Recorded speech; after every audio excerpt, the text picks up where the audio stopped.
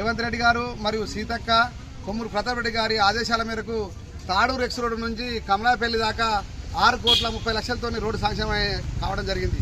దీని ముఖ్యంగా దొంగ ఎమ్మెల్యే గారు ప్రతిసారి ఏ పని చేసినా అభివృద్ధి నిరోధకుడైన పల్లా రాజశేఖర గారు ఏమనంటే నేను సాక్షి చెప్పించాలని వాట్సాప్ ఫేస్బుక్లో పెట్టడం బాగా దొంగ అలవాటైపోయింది. దొంగగా అలవాటైపోయి రోడ్డు గురించి కనీసం ఎప్పుడైంది ఎవరు వచ్చిండ్రు ఎస్టిమేషన్ వేసిన విషయం కూడా కదా ఎమ్మెల్యే గారికి తెలియదు. మరి ఏ రకంగా సాక్ష్యం చెప్పించిండో అదొకసారి ప్రజలకు రేపు బాటంగా చీరల కానీ జనంలో కానీ ప్రతిపక్షంగా మేము ప్రతిపక్ష నాయకునికి సవాల్గా ఇస్తున్నాము. మాకు వచ్చి ఎదురుగా మరి ఎన్ని కోట్ల ఎస్టిమేషన్ వేసిండు, ఎప్పుడు కొలిసిర్రు, అధికారులు ఎప్పుడు వచ్చిర్రు, ఎప్పుడు మాట్లాడడం మాకు సమాధానం చెప్పాలని డిమాండ్ చేస్తున్నాము. ప్రతి దానికి కడవరి బ్రిడ్జికి ఏమైనా నేను బిల్లు ఇప్పిస్తాను అయ్యే ఇప్పించి మరి అయ్యే ఇంట్లోకి వెళ్ళి ఇప్పిస్తాడా మరి అబద్ధం ఇప్పిస్తాడా మరి ఎక్కడి ఇప్పిస్తాడో దయచేసి టీఆర్ఎస్ ప్రభుత్వం కాదు బిడ్డ, అది కాంగ్రెస్ ప్రభుత్వము.